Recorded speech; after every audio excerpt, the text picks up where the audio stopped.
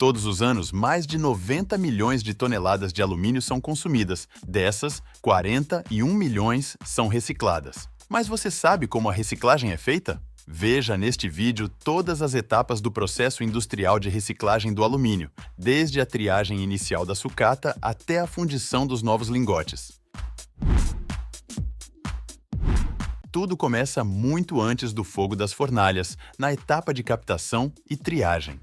O alumínio que chega às indústrias de reciclagem vem de duas fontes principais. A primeira é o chamado sucata de consumo, que são os itens que nós utilizamos no dia a dia, como latas de bebidas, marmitas, embalagens de sprays e peças de eletrodomésticos velhos. A segunda fonte é a sucata industrial, composta por sobras de processos de fabricação, como retalhos de chapas de aviões, perfis de janelas que sobraram de construções ou rebarbas de peças automotivas. Quando esses materiais chegam às centrais de recebimento, eles formam verdadeiras montanhas metálicas que precisam ser organizadas, pois nem todo alumínio é igual. Existem diversas ligas diferentes, algumas mais flexíveis e outras mais rígidas, e misturá-las de forma desordenada pode complicar a etapa de fundição.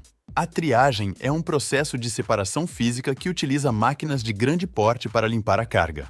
Como o alumínio não é magnético, a indústria utiliza esse fato a seu favor, onde ímãs gigantes retiram qualquer pedaço de ferro ou aço que tenha vindo misturado. Logo em seguida, entra em cena um equipamento chamado separador de correntes de Foucault. Basicamente, essa máquina cria um campo magnético que interage com o alumínio, empurrando-o para fora da esteira, enquanto o plástico, o vidro e a madeira simplesmente caem por gravidade em outra direção.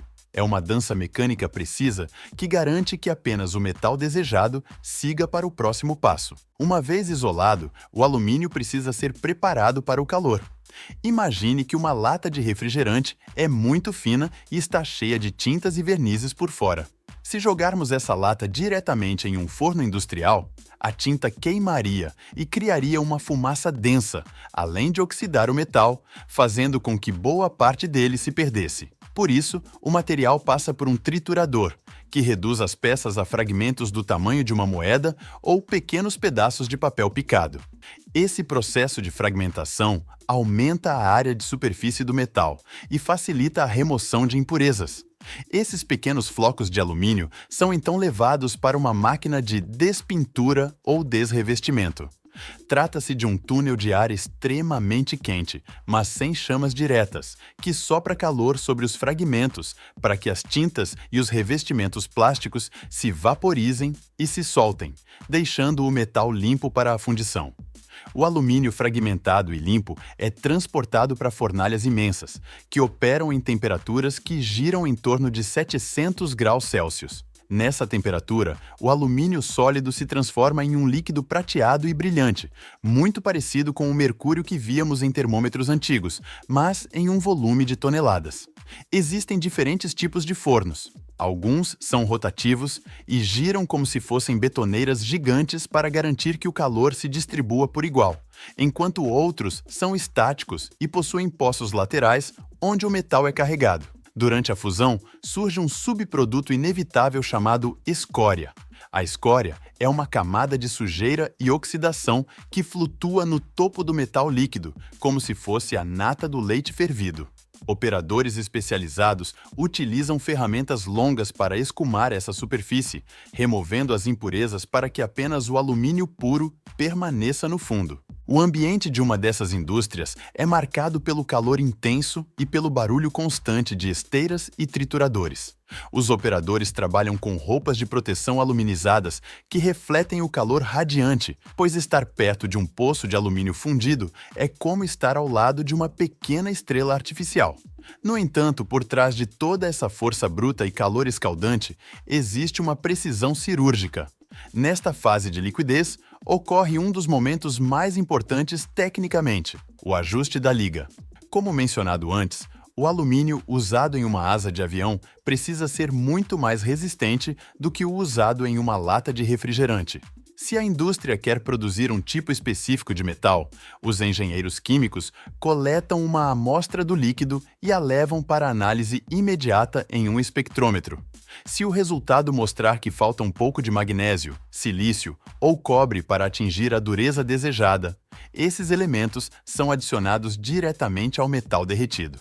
É como temperar uma sopa em escala industrial, onde cada grama de aditivo altera o comportamento final do material quando ele esfriar. Com a química devidamente ajustada, o metal líquido precisa ser transformado novamente em sólido para que possa ser transportado e vendido. Esse processo é chamado de lingotamento. O alumínio fundido sai do forno através de canais cerâmicos aquecidos e é despejado em moldes. Dependendo do destino, ele pode se tornar um lingote, que é um bloco pesado e robusto de metal, ou um tarugo, que parece um poste cilíndrico comprido. Em algumas usinas mais modernas, o alumínio nem chega a esfriar completamente. Ele é mantido líquido em cadinhos térmicos gigantes que levam o metal derretido diretamente para fábricas vizinhas que produzem peças automotivas, economizando a energia que seria gasta para derretê-lo novamente. Embora o processo pareça simples na teoria, manter um forno ligado 24 horas por dia exige um controle rigoroso de temperatura e um sistema de exaustão de gases muito sofisticado para garantir que os resíduos da queima de tintas não escapem para a atmosfera sem tratamento. Além disso, a indústria lida com o desafio da perda metálica. Toda vez que o alumínio é derretido, uma pequena parte dele se oxida e vira escória, que não pode ser usada imediatamente como metal puro.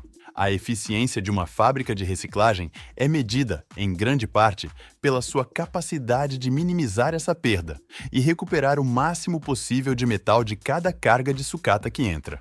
Se o objetivo final for produzir novas chapas para latas ou peças finas, os lingotes gigantes, que podem pesar até 20 toneladas, passam por um processo chamado laminação.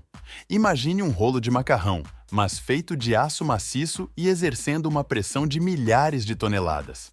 O bloco de alumínio quente é passado sucessivas vezes por esses rolos, tornando-se cada vez mais fino e mais longo. No final dessa linha de produção, o que antes era um bloco maciço de metal se transforma em uma bobina de chapa de alumínio com quilômetros de extensão, enrolada como se fosse um rolo de papel alumínio de cozinha, mas em dimensões industriais colossais. Essas bobinas são o produto final da reciclagem e o ponto de partida para a manufatura de novos itens. O que torna esse processo fascinante para quem observa a indústria é o tempo de resposta. No caso das latas de alumínio, por exemplo, o ciclo completo, desde o momento em que a lata é jogada no lixo, passa pela coleta, é derretida, transformada em bobina, vira uma nova lata na fábrica de bebidas e volta para a prateleira do supermercado, pode levar apenas 60 dias. Na verdade, para o usuário final, é impossível distinguir se o alumínio de seu computador ou de sua bicicleta veio de uma mina ou de uma lata que foi descartada meses atrás. E esse foi o vídeo de hoje. Não esquece de deixar o like e se inscrever no canal.